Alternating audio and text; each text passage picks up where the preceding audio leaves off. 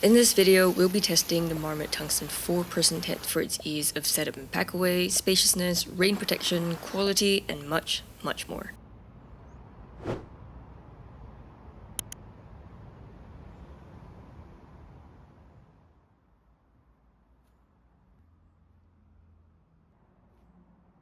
Out of the box, this is what you'll get.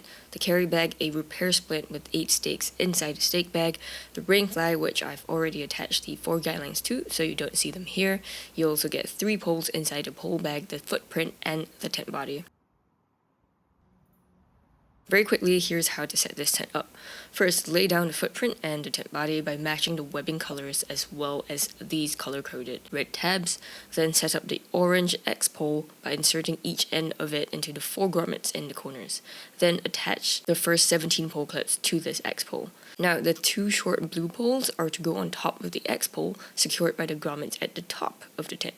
Then clip the remaining 2 blue pole clips to these blue poles. After that, drape the Rainfly over the tent and make sure to match the webbing colors and red tabs again. The underside of the Rainfly also has grommets at the top to be secured to the tips of the short blue poles as well. It then has 8 Velcro wraps around the entire tent, and then you can secure it to the tent body via these easy clip buckles as well. Then stake down both the vestibules, and at this point we've run out of stakes. So to stake down the width of the tent and also guide out the 4 provided guidelines, I recommend buying an extra 6 stakes and 2 short guidelines. Altogether, the entire setup takes close to 12 minutes.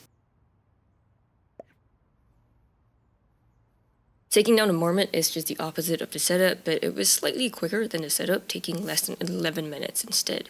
I wasn't a big fan of the side-loading carry bag at first, but it was surprisingly roomy with more than enough space, so no issues here. For more details, I have a separate video with loads of instructions and tips to help you set up and pack away your tent more easily. For livable space, I looked at a few things, starting with the peak height of the tent. The peak height at the center comes in at about 52.25 inches. It's not high as I've seen, but because I'm short at only about 5'3", it's still more than enough space for me, even with a mattress or pad in the tent. To the left and right, we have a bit of an extended peak height as well, of about 46.25 inches to about 47 inches respectively. And if you remembered from the setup, we put together 2 short blue poles at the top of the tent. These poles hold the tent up nicely and gave me an extended peak height almost all around the entire tent. To test this, at the back of the tent, I measured extended peak heights of about 40.25 to 40.5 inches, still more than enough space for me to sit up. The walls also completely vertical for quite a bit of livable space. At the front of the tent, we've also got 40 inches at both ends of the 2 poles as well, plus the vertical walls as well. Now, from the outside of the tent, here are all the heights that I just measured in case you need that info, and you can see all the extended peak heights and quite a bit of livable space in there. For the base area, I first measured the length of the tent, and that came in at about 91 inches. Then I measured the width, and that came in at about 81 inches. Overall, that's a total base area of about 51.2 square feet. If you want to fit 4 pads into this tent, here's what it'll look like. The length across the tent here is 91 inches, while the width is 10 inches less, so the pads fit only if you set them up like this. Notice that already these pads take up almost the entire length, with maybe just 1 inch left over on each side. That's because these 4 pads measure 43 and 47 inches in width, or 90 inches in total. This is the average size of double pads, not too big and not too small. With 4 pads in the tent, this means that you have to sleep shoulder to shoulder, and you won't get a ton of livable space when sitting up.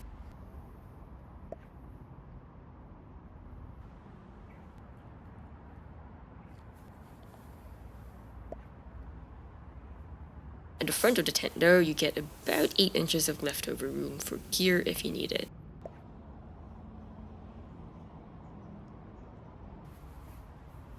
If a 4 pad sizing is a bit too cramped for you, so you're planning to use this tent for just 2 people instead of 4, here's what the queen bed looks like instead.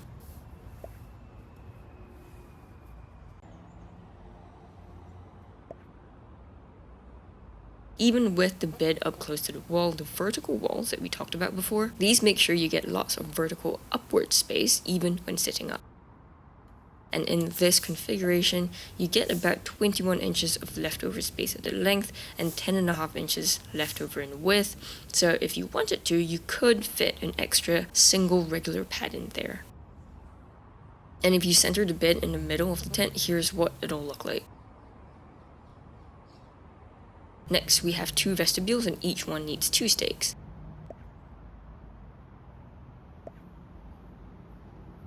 Once you've staked it down, you can always adjust the tension of the vestibules. Use one hand to pull down on the vestibule gently, and use your other hand to pull the webbing to tighten it.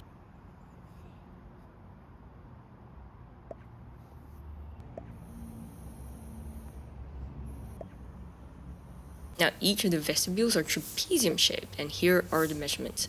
Short length of the vestibule, 45 inches. Longer length is just the length of the tent, which is 91 inches.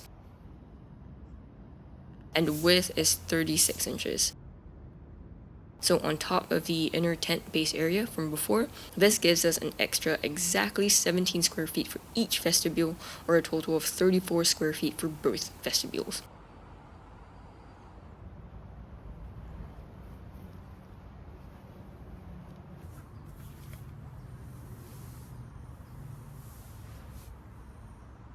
This is a bigger than average vestibule, but if you want to fit chairs and tables in there, it's going to be a very tight squeeze and I don't recommend it.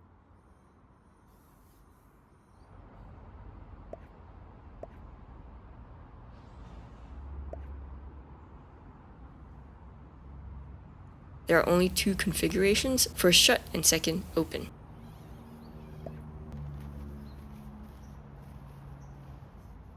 To keep it open, there are 2 toggles by the side.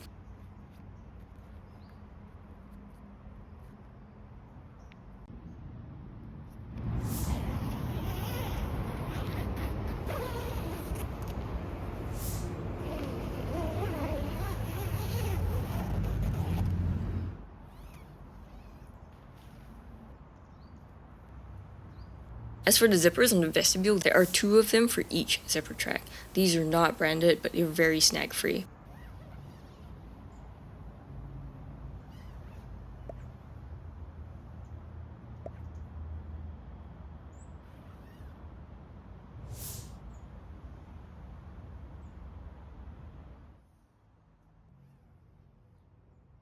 Under the vestibules, you'll find 1 door each, so 2 doors altogether.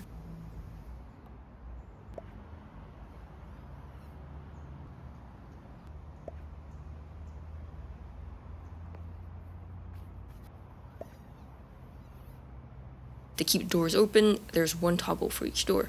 I like that it unzips almost completely, and it was easy to just fold up the fabric and wrap it up with a toggle.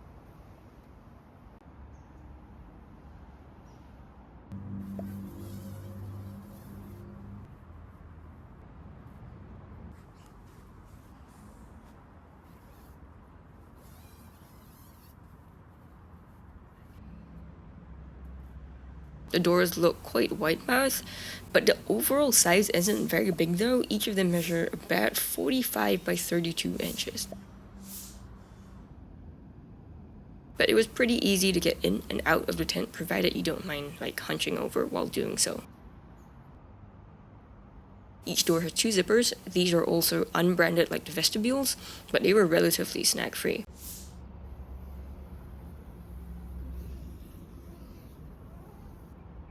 When zipping up the doors though, the shape of it makes it difficult to get past this bend here, so I recommend a 2-handed zipping and not stressing the zippers.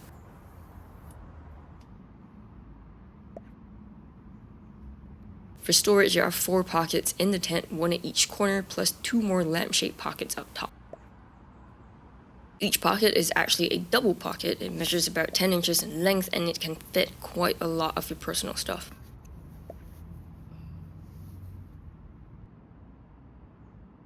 The lamp-shaped pockets are triangle-shaped, measuring about 8.5 inches here and 7.5 inches here. A portion of it has been sewn up, so you can't really use it as just another pocket because not much will go in. It's meant for headlamps, but the diffusion on it isn't exactly fantastic.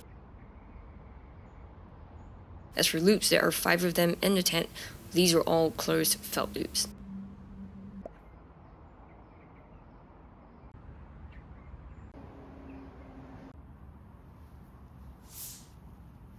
We're going to look into the waterproofing now, and as for seam taping, the floor edge seams and the corners were taped. It stops here, and anything above isn't taped. There's also a seam running down the length of the tent, and it was taped.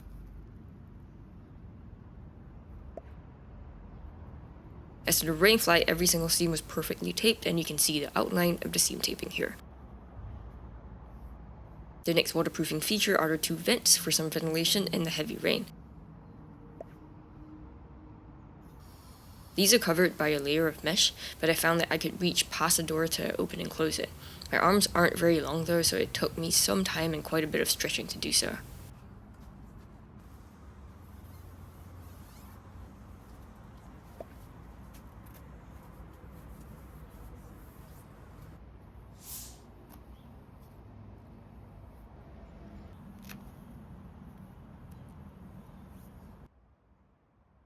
The next waterproof feature is the full coverage Rainfly, and apart from the vestibules at the front and back of the tent, I like that the woods of the tent have an extra guy out point, where you can pull the Rainfly away from the tent body. This makes for all around better ventilation.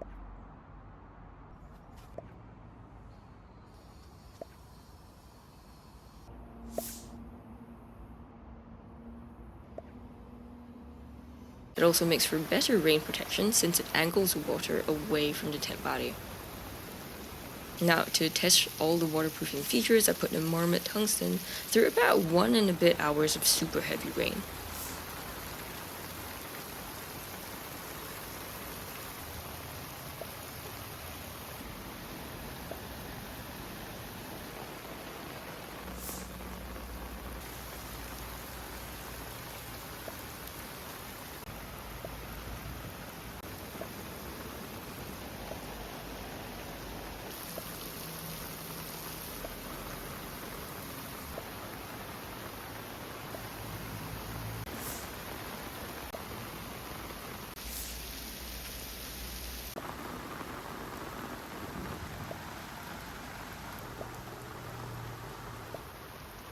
After the heavy rain stopped, I checked in on the tent, and here are my results.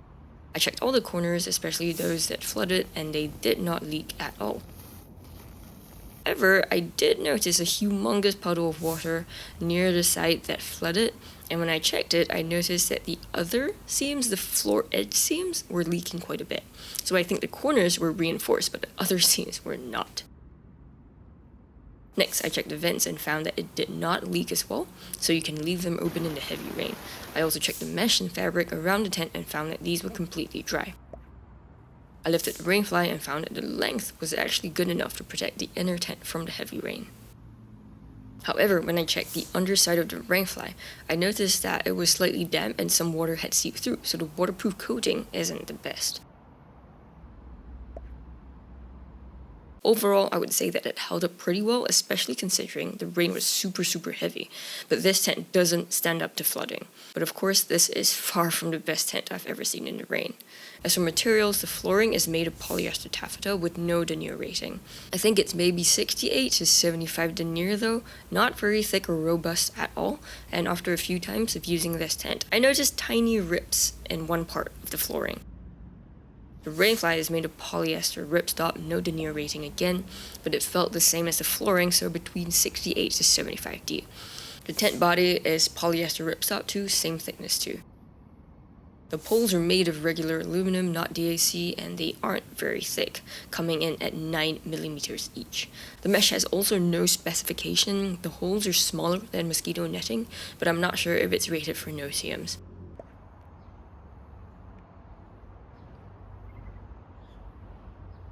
The guy lines are regular shot cord with an easy-to-use tensioner. These are attached to the reflective guy out points, and the stakes are your regular thin shepherd hook stakes.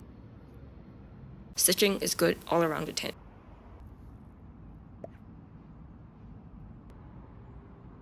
And this tent is made in Vietnam and meets flammability specifications. Now, if you remove the Rainfly on hot days, here's what the inner tent looks like. The 3 walls here have about 40% mesh each, but one of the sides has a ton more mesh for stargazing, so overall maybe about 45% mesh. I wouldn't say that the mesh color is the best though, it takes away from the views a bit.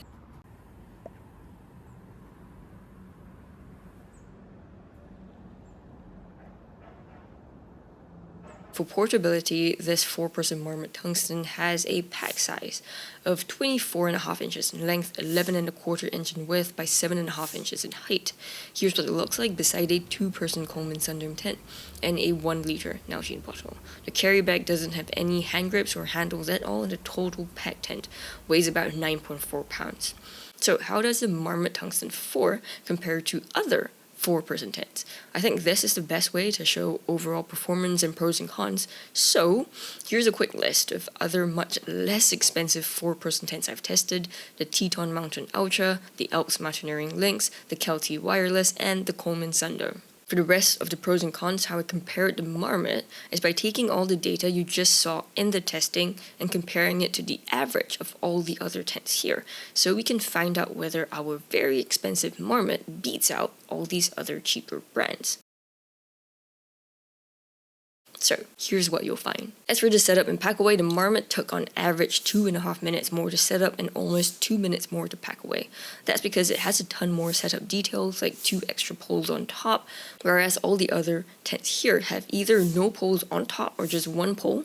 This tent also has under Rainfly grommets to attach to these top poles, plus it also has a ton of color coding to make sure you don't set your tent up the wrong way.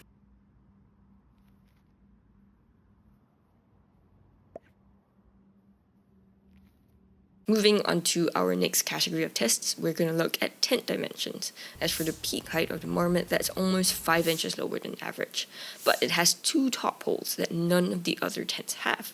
Tents that have 1 top pole will give you 2 vertical walls, and those without top poles will give you no vertical walls. As for the Marmot, it has 2 poles at the top, so you get 2 vertical walls as well, but these walls actually extend the peak height more throughout the entire tent than any of the other tents I've tested. As for the inner base area, the Marmot comes in at about 6.5 square feet less. As for vestibule area, though, you've got almost 10 square feet more. The 25 square feet average here is the average of all the tents that have vestibules. The Coleman Sundoom doesn't have a vestibule though, so if I had taken that into account, the average here would be even less. So total base area of the Marmot is 2.5 square feet more than average. This isn't a lot, so I wouldn't say it's a very big pro or anything. As for the number of doors, only cheap tents like the Coleman would come with 1 door. So this brought the average down. Most tents actually do come with 2 doors. All tents tend to have at least 4 pockets too. The Marmot comes with 2 additional lampshade pockets, but I didn't think they were super fantastic though. And most of these tents can actually last 1 hour without any leaks in the rain, except the Coleman that was only like 30 minutes in heavy rain. So features wise, nothing too special here. Before we continue, if you've been finding value in this review, please help me hit that like button. Thank you so much, and I really appreciate it. Moving along, as for the materials that each tent is made of, the flooring tends to be made of 75D polyester taffeta, so the Marmot is average. It does come with a footprint though, so I guess that sort of like doubles the durability of the floor. The average tent is also made of just regular polyester for the tent body and the Rainfly, whereas the Marmot is polyester ripstop. And cheaper tents like Kelty and Coleman have fiberglass poles. Alps Mountaineering and Teton and Marmot came with regular aluminum poles, not aircraft grade, not DAC. On this point, I actually did not like the poles on the Marmot. They were much thinner than I expected, measuring only like 9 millimeters in diameter. I didn't like the X-pole structure as well because these pop out of the grommets much more frequently, for me at least, than just like 2 separate poles that form the X shape. So once after the X-poles popped out and I put them back in, and then I completed the rest of the pole setup, the pole wasn't fully inserted. I did not know this, so the segment here started to break, which was very disappointing, and I think it's quite poor quality for such an expensive tent. That's why the instructions say to specifically make sure all the poles are fully inserted, otherwise you will have this issue that I did. Some miscellaneous tests are the weight. The Marmot is about 1 pound lighter than the average, so not a big difference, I think. And as for the MSRP, it's almost double the average cheaper tent. So overall, here's all the info that we just went through, and you can see that the Marmot is a little bit better than the average tent in terms of the number of setup details, more top holes and livable space, a bit of a bigger base area, and slightly higher quality materials. I would say that this gives you maybe a 10 to 20% boost in performance. So is it worth the $400 price tag though? I would think not, and I wouldn't pay more than $250 for this. Maybe $280 because you do get the footprint, so I'll add like $30 odd more. So I highly recommend waiting for a sale that drops the price to about this much. In fact, if there's no sale, my favorite less expensive 4-person alternatives are definitely the Teton Mountain Ultra 4 or the Kelty Wireless 4, and for a super cheap pick, the Coleman Sundome actually works really great for the price. Now, if you want to see how the Marmot compares to other camping tents, not just 4-person tents, check out this video on screen. Thank you so much for watching, and I'll see you in that one.